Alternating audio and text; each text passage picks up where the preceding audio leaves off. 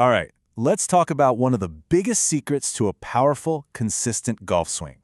You ever watch a great player and wonder how they make it look so effortless? Well, a huge piece of that puzzle is found in one single moment, the P3 position in the backswing.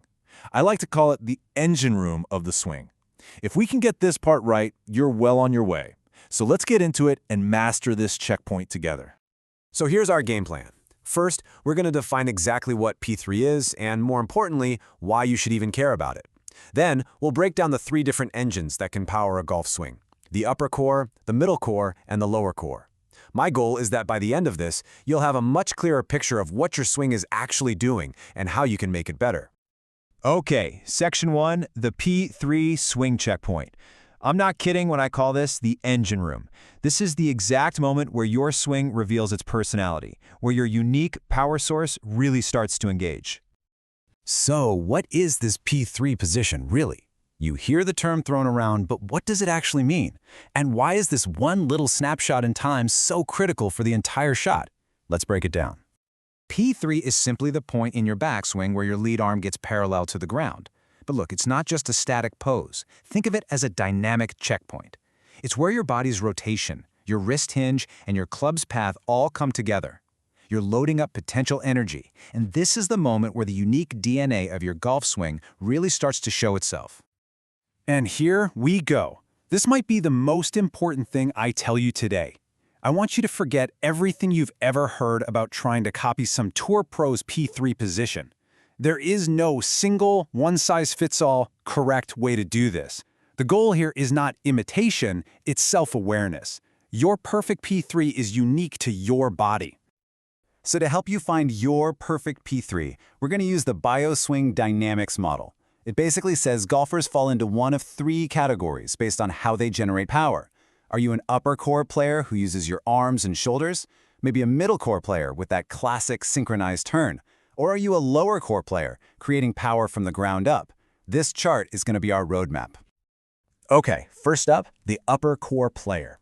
If you feel like your swing is driven by a powerful lift of the arms and a big shoulder turn, if you feel like you create a really wide, high arc in your backswing, then listen up, because this is probably you. Your engine is all about a vertical lift. So what are the telltale signs of an upper core player? Well, the main levers are your arms and shoulders. This naturally creates a more upright swing plane. You're going to feel the club lifting up high, and your wrists will tend to hinge on more of a diagonal plane. So for my upper core players, your P3 is all about creating width and height. You want to feel those hands getting high, getting far away from your chest, and the club setting on a steep angle. A fantastic feel for this is to let that trail elbow fold and move behind your body, almost like you're reaching back to shake someone's hand. And to make this powerful upper body coil work, your lower body stays pretty quiet and centered. That stability is what lets you deliver a powerful top-down strike. All right, let's move on to the middle core player. Now, this is a whole different animal from the upper core player. This isn't about a big vertical lift, it's all about connection and harmony. You've probably heard the term one-piece takeaway, right? Well, that's the heart and soul of the middle core swing.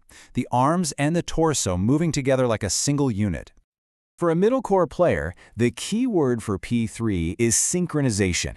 Everything moves together. The swing plane is neutral, not too upright, not too flat. The wrists hinge horizontally, kind of like you're shaking hands with someone right at your side. The whole feeling is just a smooth, connected rotation away from the ball.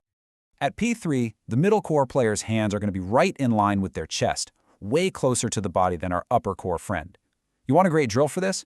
Try tucking a head cover under your trail armpit and keeping it there during the backswing.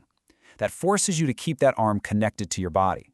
As you turn, your shoulders and hips rotate together, and you'll feel your weight shift smoothly into your trail heel. It's an incredibly efficient and repeatable motion. And that brings us to our third and final type, the lower core player. Okay, so if the upper core player lifts and the middle core player connects, the lower core player coils. These are the bombers. They generate massive club head speed from the ground up using a deep rotational coil that starts with the hips. So at P3, a lower core player's swing is going to look noticeably flatter. The club is moving more around the body instead of up. And because of that deeper path, the wrist will hinge more vertically. Think about hammering a nail straight down. The real engine here is the hips, creating this incredibly deep and powerful coil into that trail side. The difference at P3 here is just dramatic. Your hands get deep, way behind your torso. You want the feeling? Imagine you're starting an old lawnmower. That first move is a powerful pull with your hips. As you do that, your trail elbow stays tucked in tight to your ribs. You are storing up a phenomenal amount of rotational energy ready to be unleashed on the downswing. Okay, we've gone through all three types: upper, middle, and lower.